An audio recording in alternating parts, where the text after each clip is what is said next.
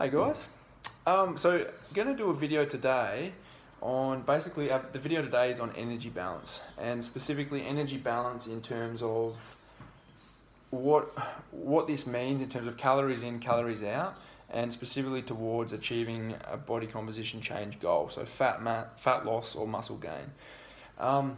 So when we look at calories in, basically calories in is made up of all the food you eat, the total amount of energy or calories in terms of everything that you eat on a daily basis, what that adds up to.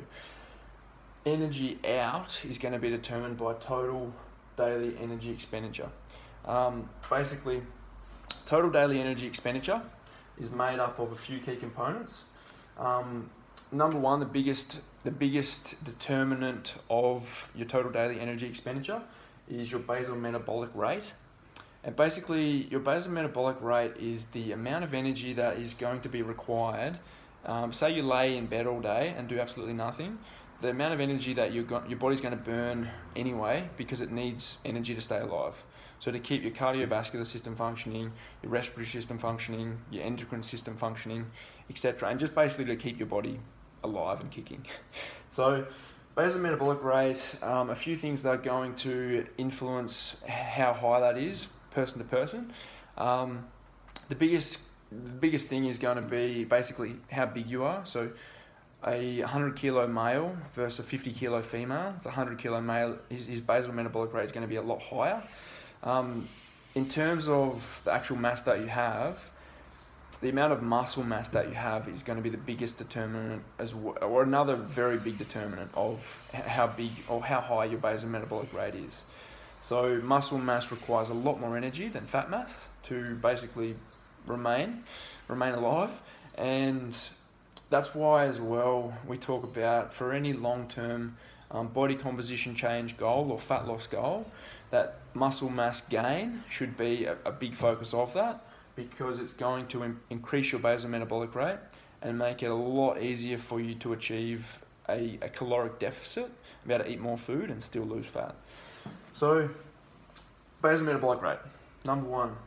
The next biggest, and basal metabolic rate is going to probably add up to around 60 to 70% of the total daily energy expenditure, depending person to person, depending on how active they are, etc. Next thing is called NEAT, which is non-exercise activity thermogenesis. And basically, NEAT is basically how active you are. So things that are going to affect your NEAT is your lifestyle, so things like work. For example, a tradie, if you're a tradie and you're on your feet all day, you're lifting heavy things, you're quite active, you're probably clocking up 10, 15, 20,000 steps a day, you're lifting heavy bits of wood and building and got a really physical job, versus you're an office worker or a desk job worker where you're sitting down and you're not really moving all day. You're probably sitting for 7, 8, 9, 10 hours a day and not really that active. There's obviously going to be a huge difference in the amount of energy that's accumulated through NEAT. Ways to improve this is basically just get more active. So go for a walk in your lunch break. Start going for a walk every morning. Walk to the shop instead of driving to the shop. Take the stairs instead of the elevator, etc., etc. So you just need to get more active, and that can be a really good focus if you make that a daily habit, just being more active and using more energy. That's going to have a big improvement on your total energy expenditure and make it a lot easier for you to achieve a fat loss or result, or get into a calorie deficit and achieve fat loss. The next thing that is going to affect, and we're getting into the nitty-gritty a little bit now, but this is still going to have an effect on your total energy expenditure, is thermogenic effect of food.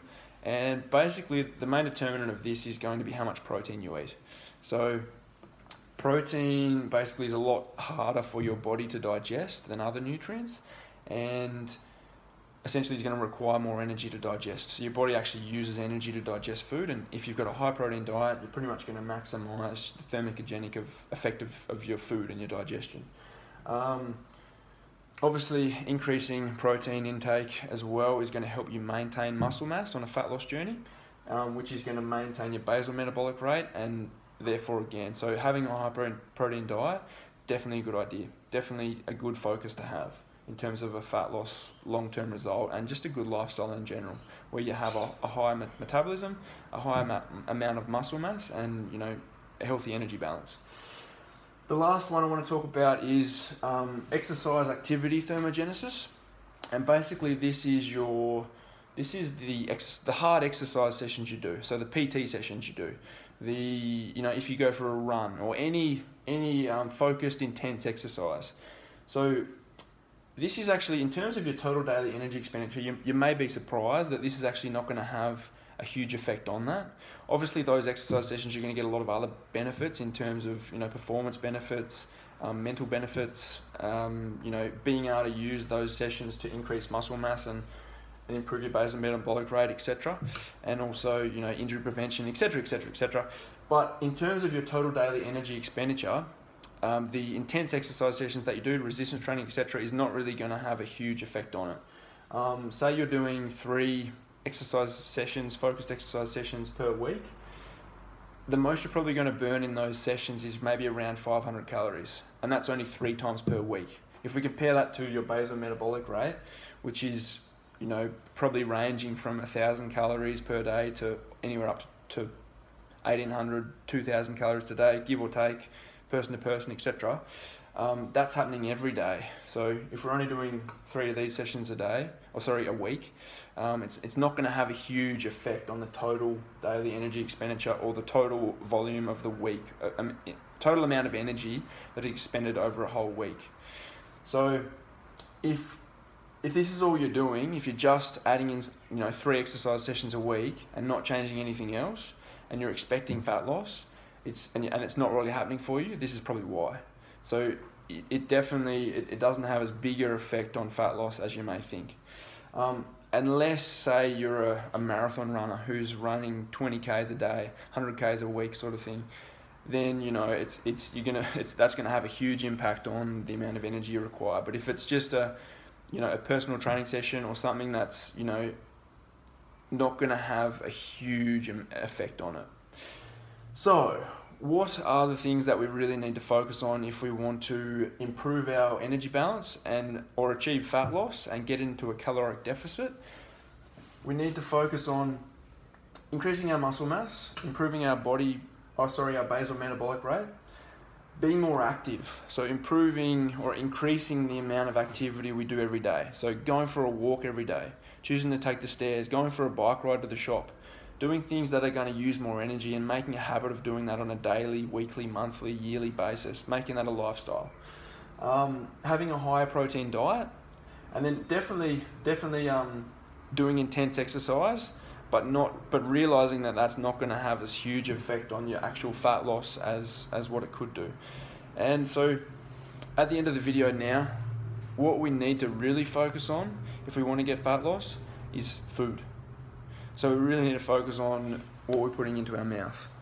If we're doing intense exercise, but we're still eating crap and we're still splurging on food and eating shit food and not controlling our calories, then we can't really expect fat loss. We can improve other performance, we can expect improvements in performance and things like that, but in terms of actual fat loss, it's not going to have a huge effect. So takeaway, hopefully you've got a bit of an understanding of what contributes to calories in versus calories out and your energy balance, and also realize that, okay, really got to focus on your food. If you want fat loss, food is, people say 80% food, 20% exercise. Very true. Need to focus on the food. Okay, thank you for listening and goodbye.